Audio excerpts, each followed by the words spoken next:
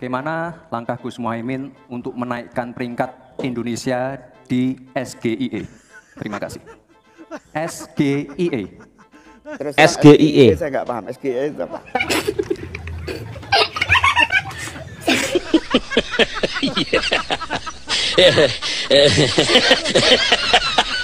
Ternyata singkatannya adalah sego goreng iwak endok.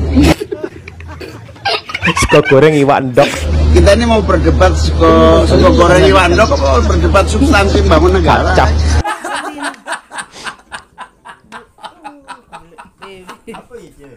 Jalan gua kendali. Ternyata singkatannya adalah sego goreng iwak endok. Jangan panggil aku anak kecil, Paman. Si paling siap debat. Tiba-tiba jawabannya kayak ngono.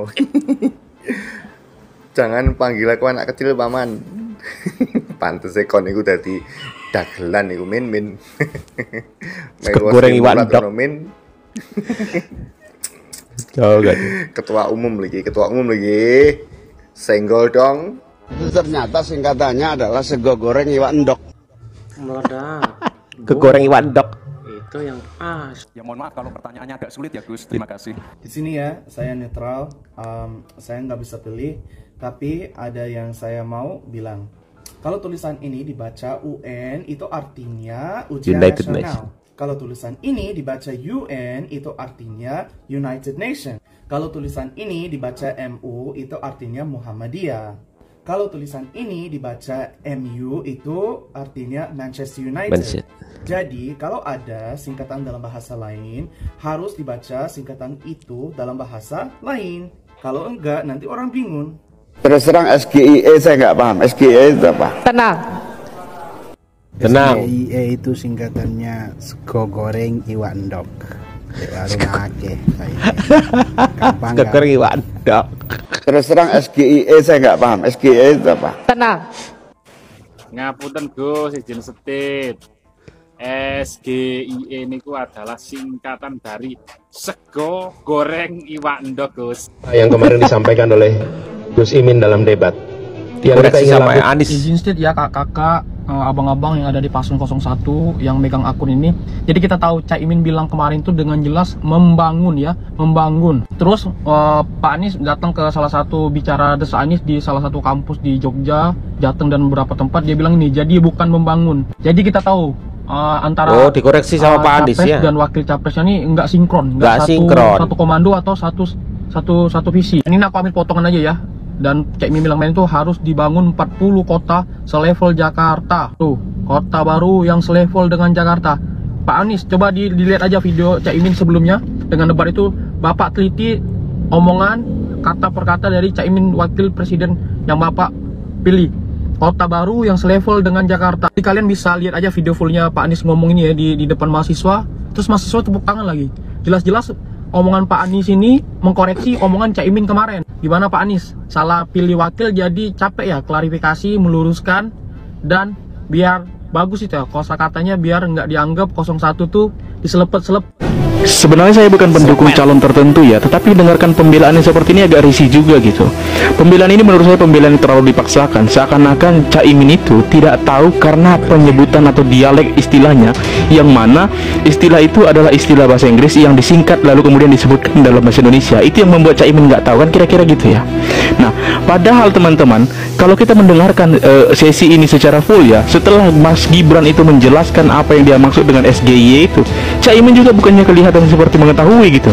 Bahkan kalau kita dengarkan jawaban Cak Imin itu terdengar seperti jawaban anak SMA ya. Ya, SGY menurut saya meningkatkan peringkat SGY itu sangat penting. Ya gitu-gitu doang tuh. Seakan-akan hanya untuk mengulur waktu mencapai 1 menit sisa dari jatah yang dia punya untuk menjawab pertanyaan. Nah, lalu emangnya seperti apa kita menggunakan istilah bahasa Inggris yang singkatannya lalu kemudian kita sebutkan dengan dialek berbahasa Indonesia? Bukankah selama ini juga kita lakukan itu terhadap istilah-istilah lain? HP, apakah kita pernah sebut HP? 1 dari 100 orang yang menyebutkan handphone itu HP disingkat HP. WhatsApp disingkat WA bukan WA. Oke, istilah-istilah kenegaraan ya. WTO, WHO, IMF, AFF, UEA, semuanya kita sebutkan dalam bahasa Indonesia. 1 dari 100 orang saja yang menyebutkan dalam bahasa Inggris. Nah, untuk orang-orang yang membela seperti ini, seandainya Mas Gibran juga menggunakan SGIE, maka kemudian akan disampaikan bahwa seharusnya tidak menggunakan bahasa Inggris, sampaikan bahwa seharusnya menggunakan bahasa Indonesia. Ya suka-suka mereka sajalah. Kira-kira begitu. Kira-kira begitu. Menjadi bagian dari Selepet itu seperti sarung. Selepet, pet yang di dalam makanan sarung itu lepet makanan dipakai itu oleh perempuan untuk membungkus. Kalau di kampung saya ada juga yang dibungkus selepet pet itu bisa diartikan jadi lapet. Jadi dibungkus Pak Min, daun maaf pisang ya. itu ya? Kalau di kampung saya ada kata makanan itu lapet. Yang satu lagi dibungkus, yang dibungkus itu selepepet itu dibungkus oleh perempuan. Jadi maaf ya Pak Min, cuman menjelasin aja biar tahu. Ada yang kasar, ada sejenis makanan juga lapet namanya ya Pak. 40 kota baru yang selevel dengan Jakarta. Izin speak Juragan. Di sini siap Juragan.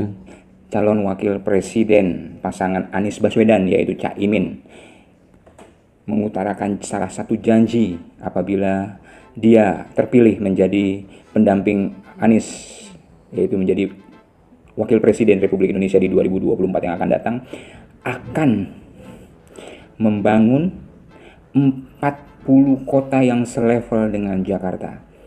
Wow ya. Gua kebetulan lahir di Jakarta. Emak bapak gua asli orang Jakarta. Buat yang di luar dari DKI, mau itu di satu Pulau Jawa atau di luar Pulau Jawa, apalagi di luar Pulau Jawa, yang mungkin belum pernah ke Jakarta, mungkin, atau yang sudah hanya sekedar melihat Sudirman Tamrin aja, taunya cuman halte-halte doang, cuman bisa lihat kerapihannya sepanjang jalan Sudirman Tamrin, sama mall-mall yang ada di Sudirman Tamrin. Gue cuman mau memberi satu edukasi, memberi sebuah pengetahuan, ya, bahwasanya yang pertama, Jakarta saat ini, kondisi Jakarta yang saat ini tidak serta-merta itu buah karya Anies waktu jadi gubernur, kagak. Ya, Anies boleh dikatakan memoles Sudirman Tamrin yang sebenarnya Sudirman Tamrin dari zaman dulu juga udah keren, karena itu Sudirman Tamrin itu adalah jalur protokolnya ibu kota Jakarta. Ya, emang udah dari dulu, tinggal molesnya aja. Cuman kalau kata gua, kalau tibang moles doang terus menjadi sebuah prestasi, kagak dibarengin sama kerja yang prioritas, ini rasanya buat gua sebagai penduduk Jakarta yang tinggal di Jakarta, ini lucu. Kalau pada akhirnya ujuk-ujuk nih wakil mau dongkrak nih presidennya, seolah-olah udah begitu spektakulernya membangun Jakarta. Jakarta punya MRT, itu bukan zamannya Anies. MRT sangat-sangat membantu masyarakat dari pinggiran, Lebak Bulus, mau kerja ke kota, itu udah sangat membantu. Ya. Atau Fauzi Bowo? Bukan kerjanya Anies, itu ada di zaman Jokowi lanjut ke Ahok. Oh gitu. Dia tahu. MRT yang mana? MRT itu kalau kita dari Lebak Bulus naik di atas, tuh kayak kereta naik ke atas. Ntar dia turun-turun pas di daerah Al-Azhar. Terus Ratu Plaza, baru udah dia tuh di terowongan, keretanya masuk terowongan, terus ada di dalam tanah, di jalanan tuh. Ya, gua kasih tahu. Kagak kelihatan udah kalau di daerah Tamrin mah tuh. Ntar berhentinya saat ini habisnya cuman sampai Plaza Indonesia, tepatnya di depannya deket Sinar Maslen. Nah itu untuk sementara ini. Nanti pengerjaan kalau udah sampai kelar, sampai stasiun kota, sampai Museum Fathahillah, insya Allah. Tapi itu bukan zamannya Anies, itu zamannya Jokowi sama Ahok waktu jadi gubernur. Terus, Jokowi diteruskan Ahok kalau gitu ya. Ingat lagi terowongan dari Mampang Perapatan yang sama Anies diganti namanya jadi, kalau kagak salah mantan menteri itu Tuti Alawiyah Ya, Mampang Perapatan kan namanya ganti jalan Tuti Alawiyah kalau nggak salah. Nah, itu dulu di perempatan itu krodit antara Mampang Perapatan ke Kuningan, antara Tende dari Batu Sudoto ke Tendean.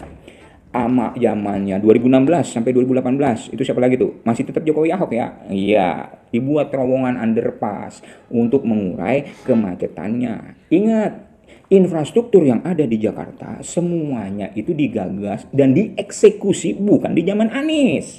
Anies itu yang selama dia mimpin DKI, pertama nebangin pohon di Monas buat rencananya sirkuit Formula E. Formula E yang nebangin pohon. Bukan buat kepentingan warga, apalagi warga miskin, kecuali warga orang kaya yang hobi nonton balapan, yang hobi nonton main kebut-kebutan.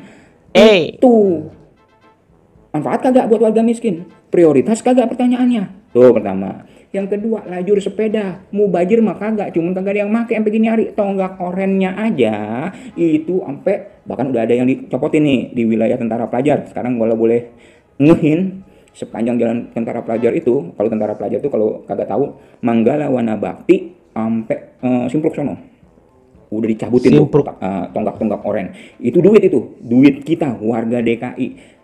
Mubazir pada akhirnya, ya.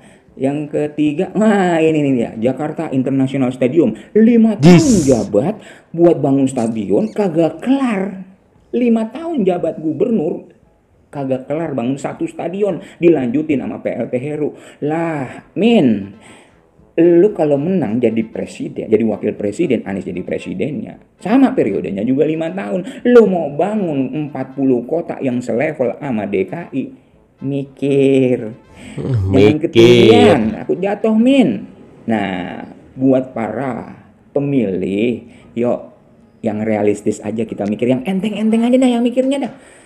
Yang mau bangun kota sekelas Jakarta, pemerataan kagak gitu juga menerjemahkannya. Sama, kalau modelnya Anies Baswedan bilang keadilan harus dirasakan oleh seluruh warga miskin Jakarta, seluruh warga Jakarta. Diterjemahkannya apa? Diterjemahkannya motor bisa sampai lajur tengah jalan Tamrin sampai Sudirman. Itu keadilan menurut dia. Bahaya tong yang begitu. Bahaya tong. Itu ada di zaman periodenya Anies. Kalau zaman dulu lajur sepeda motor, bahkan ya Ahok pernah melarang sepeda motor untuk masuk ke jalan protokol.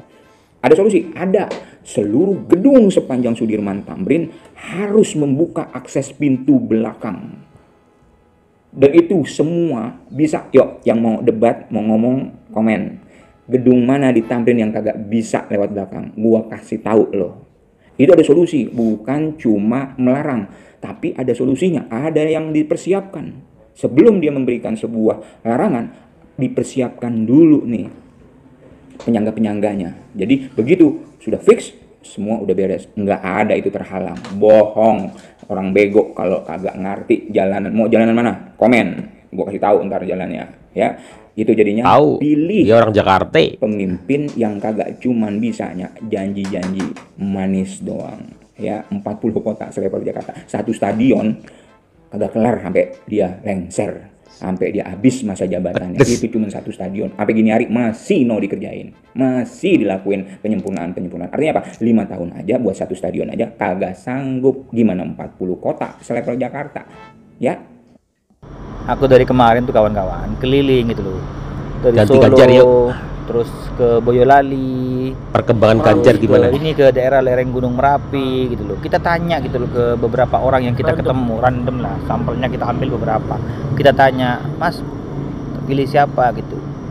Jawabannya, yo kalau di sini pasti Ganjar Mas gitu loh. Tanpa atribut loh, pakai jaket. Saya pakai jaket, nggak pakai ini tuh, pakai jaket tuh, bentar tuh, pakai jaket tuh, itu pakai jaket tuh. Jadi kita tanya secara acak gitu, jawabannya ya Ganjar gitu loh, karena mereka bilang Ganjar sudah berhasil di Jawa Tengah. Terus aku tanya, kenapa nggak Gibran Mas? Kan Solo gitu loh. Enggak Mas gitu loh. Burung wayai. Belum waktunya, baru 2 tahun. Burung wayai belum waktunya. Itu jawaban masyarakat, bukan jawaban kalau saya Gibran. gitu loh. Ini kita keliling nih, ada teman-teman nih.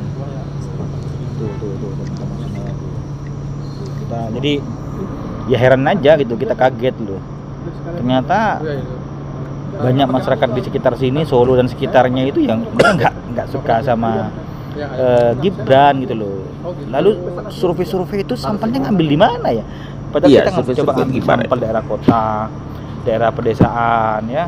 Ya sama jawabannya. Rata-rata jawaban mereka adalah Ganjar. Karena Ganjar dianggap berhasil membawa Jawa Tengah. Kalau si Gibran itu dianggap belum wayai, masih belum waktunya maksudnya. Maksudnya baru 2 tahun mimpin gitu loh. Jadi dianggap belum waktunya. Mereka lebih memilih Ganjar Mahfud. Nggak milih-milih, jadi isi bensin random tanya. Jawabannya? Bahkan diawali gini, Mas Prabowo yo, senyum belum? Apa Gibran, apa Ganjar? Dia Pak Ganjar. Jadi teman-teman semua nih, masuki tuh, wong ireng iki, akun Facebook mungkin TikTok. Jadi mereka nanyanya random ya, ke orang-orang. Ya dulu ya, ada. Tetap adalah salam demokrasi. Kompak, semangat, Ganjar tetap di atas suaranya. Kalau yang kayak ulat nih jalan pasti pilih Ganjar. Oh, terus kalau gue kayak ulat kayak kenapa? Nah, terus kalau yang ulat-ulat kayak gue pilih Ganjar kenapa? Masalah buat lo nih nomor 3 bos. Tetap Ganjar, banteng, anti capres cawapres pengkhianat gue. Lu kalau mau dukung cawapres pengkhianat dukung aja, nggak usah lu ngurus-ngurus ke kolom komentar gue keles. Aduh, maaf ya bos. Berarti di tempat lu nggak ada pendukungnya yang ulat-ulat kayak gue ya, kasihan ya, kaku ya hidupnya ya, kayak bambu ya pendukungnya ya, dukung kaku Ganjar ya, juga pantas junjungan lu juga kayak kaku kayak bambu. Gak usah menghina orang deh, gak usah menghina orang. Ya memang kualitas pendukung sebelah itu tuh kayak gitu guys, sukanya menghina orang secara fisik, sukanya menghina orang tuh secara personal, tapi suruh adu gagasan kagak mau. Gagasannya caplok-caplok dari gagasan yang udah ada. Kartu sejahtera, kasihan adu gagasan mas. Bang, Indonesia itu butuh presiden bang, yang lebih baik daripada dari Jokowi. Masa kita harus memilih Prabowo yang pernah dikalahkan 2 kali oleh Jokowi? Terus masa kita harus disuruh memilih Anies yang pernah dipecat oleh Jokowi? Akal sehat lu di mana bang? Salam 3 jari. Apakah Ganjar pernah jadi tentara? Pernah mendirikan partai? Wow, tunggu. Aku punya jawabannya, tunggu. Jadi begini analoginya.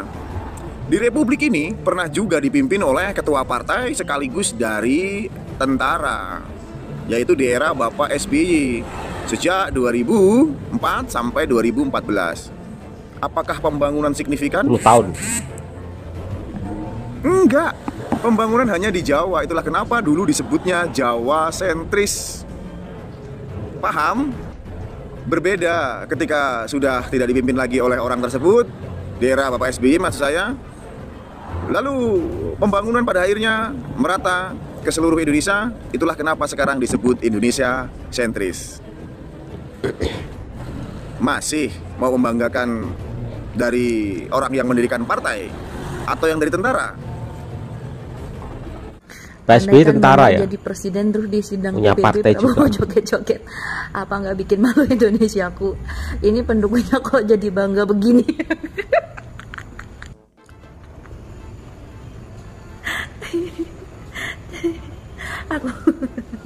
aku ngebayanginnya juga lucu. Astagfirullahaladzim. Tawa mulu mbak. Di sidang PBB. Maksudnya di sidang PBB juga gitu. Ke tengah ruangan dikelilingin sama anggota-anggota negara lain, dia joget sendirian, heboh sendiri. Absurd banget.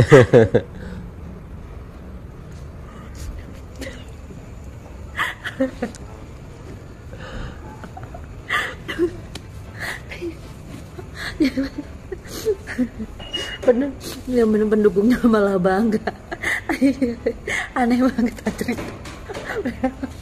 Malah gemoy presiden gemoy tergemoy-gemoy gara-gara berani joget di depan umum terus bangga banget mau dijadiin presiden Indonesia. Aku sampai nangis.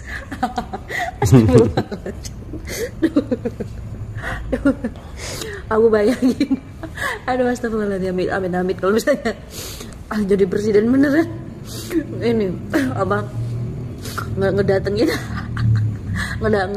acara G20 disuruh pidato. Kakek gemoy disuruh pidato terus ujung-ujungnya gebrak podium. Kakek gemoy terus jalan unyuk jalan ke tengah-tengah mau joget.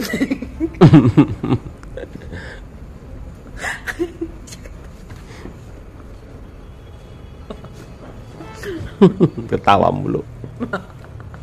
Stop. Iya.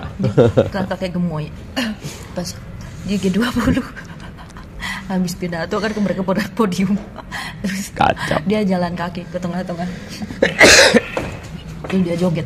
Ya teman-teman, saya pikir hanya Ganjar Pranowo inilah yang paketnya paket komplit, akademisi juga, kemudian pernah duduk di DPR, kemudian ada di pemerintahan, jadi gubernur, itu lengkap komplit. Kemudian di sampingnya juga ada pakar hukum, Pak Mahfud MD. Kurang apa lagi? Dari segi pengalaman, sederet pengalaman dari kedua orang ini nggak perlu kita ragukan,